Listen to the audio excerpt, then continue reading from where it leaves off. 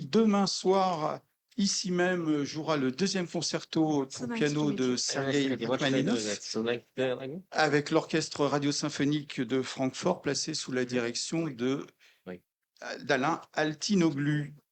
Concerto qui sera précédé du, bah oui, Which one? Scheherazade Okay. de Rimsky-Korsakov, une œuvre russe aussi, voilà, une œuvre. Bonjour Alexander. Bonjour Alexander. Bonjour. Merci. Est-ce que vous parlez un peu français? No, sorry. Bon. Alors moi, j'ai compris votre anglais, là, c'est bien. Yeah. En tout cas, un grand merci de participer à cet opus, à ce kiosque, pardon.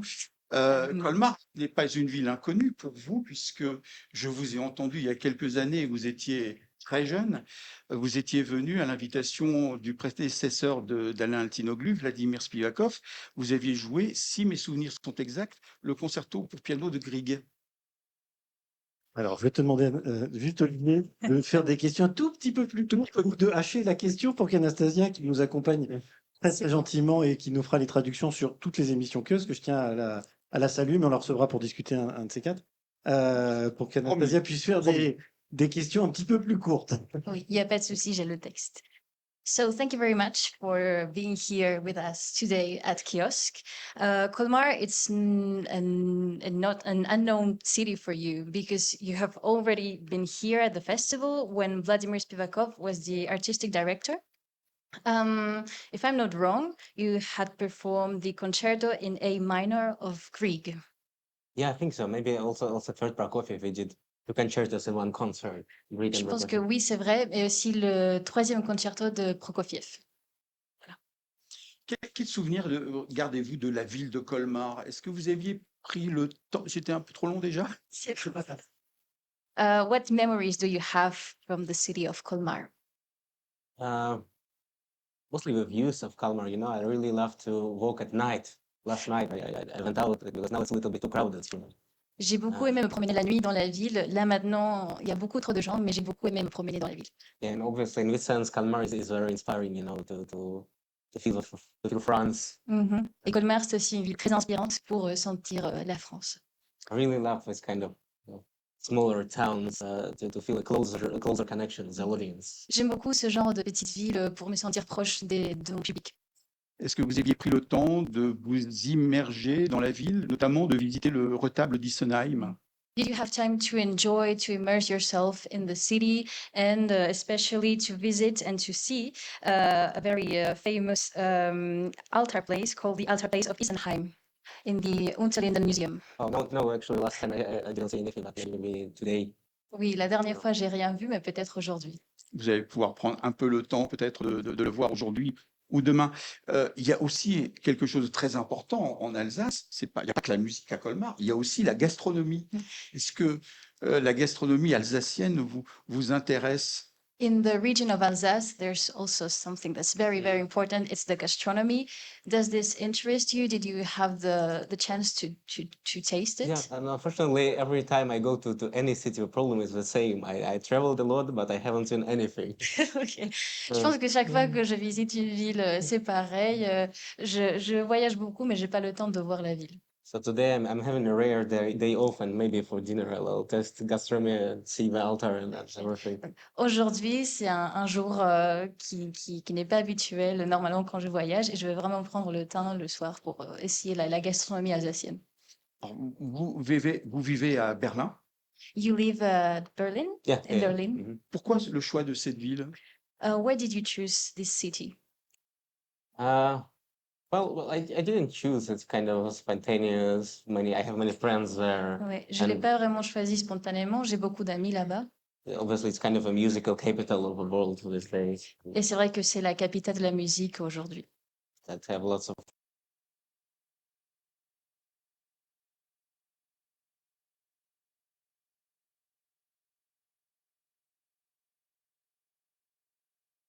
Russian friends there, and somehow we moved all together. J'ai beaucoup d'amis russes qui ont aussi déménagé tous ensemble à Berlin. Yeah, but I don't really spend much time with days in Berlin, a couple of days per month, and I don't feel like I'm very much attached to it. I'm everywhere. C'est vrai que je passe pas beaucoup de temps à Berlin. Je suis pas très attachée à cette ville. Un journaliste du Corriere della Sera a dit de vous que vous étiez le dernier phénomène de l'école russe. Je te laisse traduire, Anastasia. A journalist from the journal Corriere della Sera said about you that you were the last phenomenon of the Russian school. Je rappelle que vous êtes né en 2001. And I'd like to remind our public that you were born in 2001. Qu'est-ce qu'évoque pour vous cette école russe et quels ont été vos modèles? Parmi les grands pianistes russes, on peut citer bien sûr Richter, Gilels, Tatiana Nikolaïeva, mais si on va encore plus loin dans le passé, il y a Sofronitsky, Neuhaus. Qu'est-ce que vous avez tiré de cette école? So what does this Russian musical school bring up to your mind? What does it evoke to you? Who were your idols? He mentioned Richter, Gilels, Tatiana Nikolaeva, and what did they pass and transmit it to you? Somehow talking about Russian piano school, I guess we imagine Soviet piano school and especially the walls of Moscow Conservatory. C'est vrai que quand on parle de l'école musicale russe, on imagine souvent l'école soviétique et on se rappelle de tous ces grands noms de l'école soviétique russe. And somehow walking into this waltz, because I studied there, and you can still feel Rachmaninoff and Scriabin and Tchaikovsky and Taneyev. And Rachmaninoff probably is the first great Russian pianist whose recordings we can listen to. So, alors, quand j'entre dans ce genre d'école, je peux encore entendre Rachmaninoff. C'était what was the other one? Sorry. At Rachmaninoff, Scriabin, Tchaikovsky, Taneyev. Yes, I can. Tchaïkovsky. Somehow people who were in a basement of greatness of Tchaikovsky Conservatory. Oui, vraiment la base du conservatoire de Tchaïkovsky, je peux encore les entendre quand j'entre là-bas. Yeah, but talking about other pianists influenced me. Yeah, I guess it's Rachmaninoff a lot. Sofronitsky is like a Russian music god for me, and a boring player, Neuhaus, as you mentioned, and yeah, somehow they are so different, but imagining that always people were at the same time in the same building, kind of practicing and teaching, kind of one room apart from each other. It's somehow very inspiring and really moving forward. C'est vrai que d'imaginer que tous ces grands pianistes ont travaillé, ont étudié dans ce genre de conservatoire, c'est très inspirant et c'est quelque chose d'émouvant chaque fois qu'on y entre. Alors, je vais à nouveau citer le journal italien, Corriere della Sera. Riccardo Chailly a déclaré, s'agissant de vous, Alexander, « J'ai entendu Malofeev pour la première fois lorsque Valéry Gergiev s'est produit avec lui au théâtre de la Scala. Il n'avait que 14 ans et il m'a stupéfié par son talent, car il ne s'agit pas d'un enfant prodige, il est très jeune, mais possède déjà une profondeur et des capacités techniques, mais aussi musicales et mnémoniques, ce qui en fait un excellent interprète du 3e concerto de Rachmaninoff, qui pose problème à de nombreux pianistes dans le monde. On dit que c'est peut-être l'un des concertos les plus difficiles pour les pianistes. Depuis, vous avez joué sous la direction des plus grands chefs, notamment, je crois, récemment, c'était avec Michael Tilson Thomas. Comment concevez-vous la relation avec un chef d'orchestre, surtout quand c'est un chef d'orchestre qui a un âge certain et vous qui êtes très jeune? So, always for this journal, Corriere della Sera, Riccardo Chailly said about you. I heard Malofeev for the first time when Valery Gergiev performed with him at the Teatro alla Scala. He was only 14 years old, and I was amazed by his talent because it's not only a child prodigy. Yes, he's very young, but he already has this deepness and this technical and musical abilities and an amazing memory ability, what makes of him an excellent musician for the third concerto of Rachmaninoff, which gives many problems to many pianists in all the world. He said it's maybe one of the most difficult concerts in the world. And so since then, you have played together with many great conductors. Recently, it was maybe Michael Tilson Thomas. And the question is, how do you conceive the interaction, the relationship between the conductor and the solist, when the conductor is someone who has a certain age and you are a young solist, let's say? Yeah, somehow I'm very excited always to listen to the ideas of a conductor because, well, the repertoire you can hear on stages is basically very overplayed repertoire. Je suis très content d'entendre toujours les idées des chefs d'orchestre parce que le répertoire qu'on entend dans les salles de concert, pour la plupart, on les entend, on les a déjà beaucoup entendus. And I guess only kind of absorbing the ideas of each other, you know, creating music as a puzzle out of ideas of different musicians, you can. Je pense que on essaie de créer un puzzle pour faire de la musique, donc on essaie d'assembler différentes idées de la part de l'un et de l'autre. Yeah, somehow you can blend it into something new, something different. Et tu peux créer quelque chose de nouveau. Yeah, but in general, there is not much. Like, of course, there are rehearsals, there are concerts where you look at each other, but there is always, you know, a composer. We perform kind of in between of us, and it looks like a direct interaction, but it's not quite direct because the conductor usually interacts with an orchestra. I usually interact with the piano, and somehow the music of the piano and music as the orchestra interacts with each other.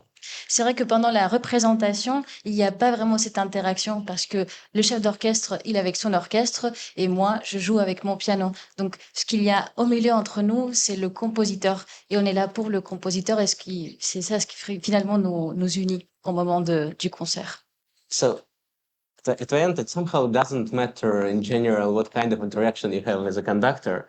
If you go out of stage and understand that it was a very special musically moment, it doesn't really make sense to go deeper into the interaction with the conductor. I mean, it can be different, it can be strict, it can be like very bossy from the conductor, it can be very friendly, but it doesn't matter if the music is great. Finalement, la relation entre le chef et le soliste, c'est pas si important que ça si le moment musical était exceptionnel. Mais je reviens à Michael Tilson Thomas que vous avez rencontré il y a peu. So you recently had met Michael Tilson Thomas, and he wants to. On sait que c'est un chef qui est très malade. Comment s'est passée cette relation artistique? We know that this conductor is very ill. So how did it go? This interaction with this conductor. Yeah, I played this with some kind of older conductors who are, of course, it's complicated physically to perform, but in the opposition opposing to that, we spent like 5 hours together in the practice room discussing playing the concerto and kind of discussing the ideas. So it's a different kind of preparation, maybe not much on stage, not much with a gesture, but lots of words, lots of ideas exchanges, and it was very inspiring. C'est vrai que quand on travaille avec des chefs qui sont un peu plus âgés, physiquement, c'est un peu compliqué. Mais par exemple, avec Michael Tilson Thomas, ils sont passés 5 heures à parler. Il y avait beaucoup d'idées justement sur le concerto. Et donc, c'est comme ça que l'interaction avec le conducteur, le chef d'orchestre peut aussi se dérouler. Alors venons-en au concerto que vous allez jouer demain, le deuxième concerto pour piano de Rachmaninoff. Let's talk right now about the second concerto for piano of Rachmaninoff you're playing tomorrow evening. Rachmaninoff était l'un des pianistes virtuoses les plus connus de son temps. C'était un pianiste absolument éblouissant, notamment dans Chopin, mais il a aussi enregistré ses concertos avec notamment Stokowski et Eugène Normandie. Ce qui est tout à fait surprenant lorsqu'on écoute ces enregistrements, malgré leur âge assez ancien, certains ont été enregistrés dans les années 30, c'est le côté très direct du jeu de Rachmaninoff. Il refuse tout pathos, tout alanguissement dans sa propre musique. So we know that Rachmaninoff was a very admired pianist in his time, and his big discographic legacy can prove it. what amazes us the most in his interpretation of his own concerts, it's this refusal to any kind of lethargy or an exaggerated pathos. So how do you understand this concerto? Yeah, I mean, despite the fact that his discography is quite big for a composer, it's not really big for a pianist. It's basically all his concertos, couple of his pieces, and couple of Schumann, Chopin. So as a pianist, we know him and I adore him, but it's not much. And talking about concertos, we know how he performed them in the States after thousands of times, after thousands of concerts he played in the States with his concerts, but we don't really know how he performed them in Russia in the age when he wrote it. C'est vrai qu'il a une discographie qui n'est pas très grande pour un pianiste et on peut entendre quelques concertos, mais on peut pas savoir comment il jouait à chaque fois en Russie ou dans d'autres salles de concert. Donc c'est pas un témoignage très sûr, on va dire. So I guess after thousands of performances of a concerto, such a creative mind as Rachmaninoff, obviously he started to somehow recompose the piece. C'est vrai qu'après des milliers d'interprétations et des fois qu'il a joué cette pièce, ce concerto dans des concerts, bah, il a presque recomposé son propre œuvre musicale. Yeah, and some of them he wrote down, like the first concerto, the fourth concerto. The second concerto he didn't write down any changes, but obviously he had lots of changes every day, every concert in his mind. C'est vrai que pour le premier et pour le quatrième concerto, il a écrit ses changements, mais pour le deuxième, il n'y a pas de trace écrite de ces changements qu'il faisait au fur et à mesure qu'il jouait le concerto. My relationship with the second concerto is I have a very clear view on it.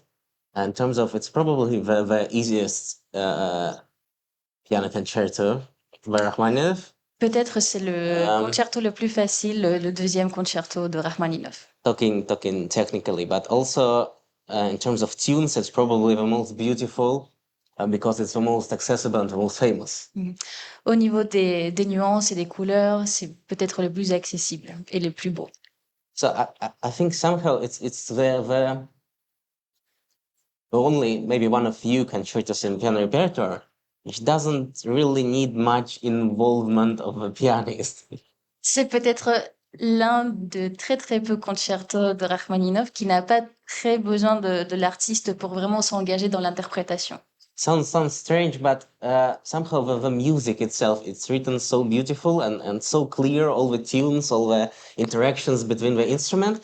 But the best thing I can do is just not to disturb it and just flow and surf the flow. En fait, c'est une musique qui est très très clairement bien écrite avec toutes les précisions qu'il faut juste la jouer. Il faut pas faire quelque chose d'autre. Comme la musique de Ravel. Like the Ravel's music. It's an interesting comparison. Not quite in my mind, not really, but okay, maybe. Pas vraiment pour moi. Moi, je trouve que c'est pas. Moi, je ferais pas cette comparaison. D'accord. Moi, je l'ai fait. On va demander au public si une question peut. Voilà, je crois que Florence a envie de poser une question. Bon. Une traduction. Oui, c'est plus clair. On va avoir de l'autotraduction. Oui, c'est plus simple pour moi. Александр Дмитриевич, добрый день. Добрый день. Да, мы очень рады здесь, что вы с нами сегодня еще раз, чтобы играть пианино. И мы благодарим вас за это, да? Je lui ai dit bonjour et je l'ai remercié d'être encore ici avec nous pour jouer une nouvelle fois. J'avais traduit. Vous avez traduit? Menteur. I will go on in English and I'll translate in French if need be. My question is linked to your musical repertoire. I've heard you many times play the second and third concerto of Rachmaninoff and the Rhapsody of Timon Paganini. But I have, to the best of my knowledge, you have never played in public the fourth concerto. Now, I know that this concerto, when it was played by Rachmaninoff himself in 1927 in Philadelphia, was not greatly received and appreciated. But this concerto, nowadays, from what I know, is played quite often in Russia. Vous voulez que je traduise là? Bah oui, parce que Oui, tout le monde. bon. Alors, je traduis. Donc, ma question, c'est sur son répertoire musical. Donc, j'ai beaucoup entendu jouer le deuxième et le troisième concerto, ainsi que la rhapsodie, sur un thème de Paganini, mais que, à ma connaissance, il n'a jamais joué en public le quatrième concerto de Rachmaninoff. Et que ce quatrième concerto de Rachmaninoff, quand il a été joué par Rachmaninoff lui-même en 1927 à Philadelphie, n'a pas été très bien reçu par le public. You know, I'm getting mixed up with my languages. You know that Rachmaninoff dedicated this concerto to Mettner, who is one of the composers who you like to play and who is not very well known by the public at large, but that you try to present as a good. And I saw you in Zurich, I think 4 years ago, when you played some Mettner. Je dis que Rachmaninoff a dédié ce concerto numéro 4 à Mettner, qui n'est pas encore très bien connu du grand public, mais qu'Alexander joue souvent et que je l'ai entendu à Zurich il y a 4 ans jouer Mettner. So, I have a question. Do you intend to study this concerto number 4 and to play it in public? And Yep. wait, if yes, if no, if no, why? And if no, why? No, yeah. Intend. I have it planned next season, but somehow the issue is very, very simple. It's the same as the first concerto, but even worse. First, I played a few times, but the problem is the program directors of some places who are not much willing. You have a choice between second and fourth. There is always the choice Second. in favor to second. Je vais traduire. I'm going to translate. Donc, il dit que oui, lui, ça lui plairait bien de jouer le quatrième concerto, mais que quand il est dans un festival ou quelque chose, et quand il parle du directeur musical, si le directeur musical a le choix entre le 2 et le 4, il demandera toujours le 2. Also, for example, in a setting like here, the summer festival, I guess it's kind of more accessible to people, firstly, and secondly, it doesn't need as much rehearsal because fourth is very, very, very difficult as for ensemble it needs totally different time to rehearse as an orchestra. Il dit que le quatrième concerto est extrêmement difficile à mettre sur pied, en particulier au niveau de l'orchestre et des gens qui doivent jouer. It's kind of the opposite of what I told about the second, that it needs maximum of involvement.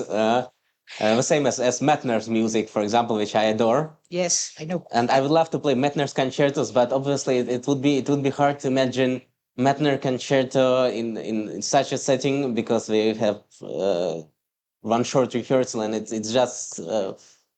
Il dit aussi qu'il y a un problème de réception par le public parce que c'est quelque chose de difficile à comprendre et qu'il aimerait aussi beaucoup jouer les concertos de Mettner qu'il adore, mais que ce serait le même problème, qu'il a peur de la réception du public pour des choses trop compliquées ou, disons, pas aussi faciles que le deuxième ou le troisième d'ailleurs.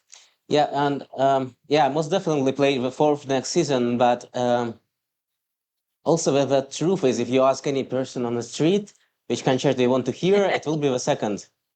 Bon, il dit de toute façon, lui, il aimerait beaucoup le jouer bientôt, mais vous demandez à n'importe qui dans la rue et ils vous répondront le 2 ou le 3.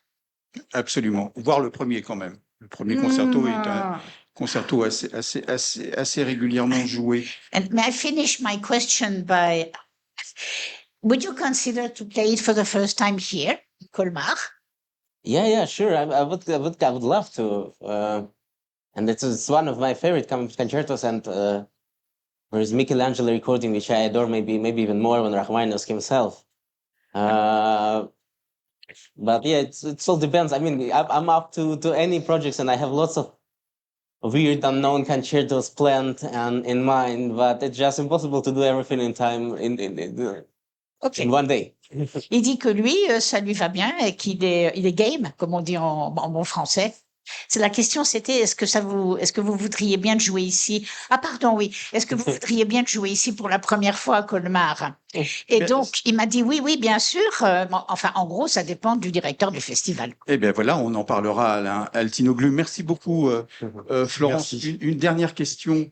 On fête en 2025 le 150e anniversaire de la naissance de Ravel. In 2025, it's the anniversary of Ravel's 150e anniversaire de la naissance. birth. Thank you.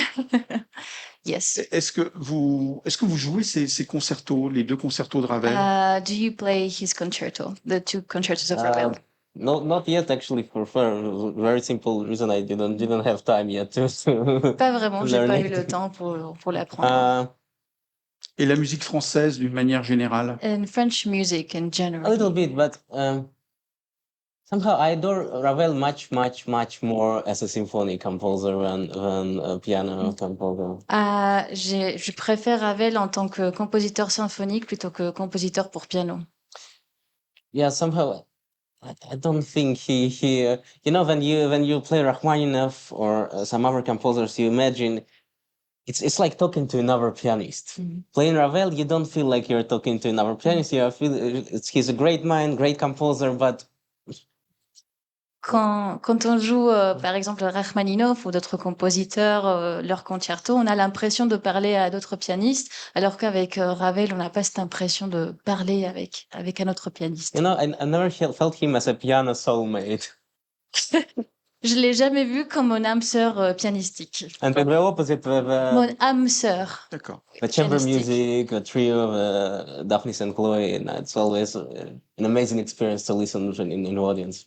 C'est toujours une très bonne expérience d'entendre en musique de chambre, en trio, quatuor, etc. Très bien. Bien, merci beaucoup, Alexander, d'être passé à ce micro. Je rappelle que demain soir, vous serez à Saint-Mathieu avec l'Orchestre radio-symphonique de Francfort, dirigé par Alain Altinoglu. C'est la première fois que vous jouez avec lui? So thank you very much for Thank you. participating in this interview. Tomorrow in the evening at 8:30 p.m. you'll be playing with Alain Altinoglu. Is this the first time you're playing with him? No. We played in Frankfurt and in Musikverein. And actually, we played only Rachmaninoff with him together, the Paganini Rhapsody and the third concerto, and now we are doing the second for the first time. Really looking forward to somehow have this very Rachmaninoff duo with him. And On a déjà joué à Francfort d'autres concertos de Rachmaninoff et Paganini. Et pour cette fois-ci, à Colmar, on va jouer le deuxième concert Le deuxième. pour la première fois. Oui. Bien, très bien. Merci beaucoup. Et je rappelle que le deuxième concerto demain soir de Rachmaninoff, suivi du Scheherazade de Rimsky-Korsakov. Merci beaucoup. merci. Thank you Merci very much. beaucoup. C'est fini. C'est bon. Thank you very much. Thank you. Your answer. Alors, nous devions recevoir nos amies de l'éloge, mais je pense qu'elles se sont perdues. Ah bah, oui. Alors, je pense qu'elles doivent parcourir le musée Bartholdi, puisque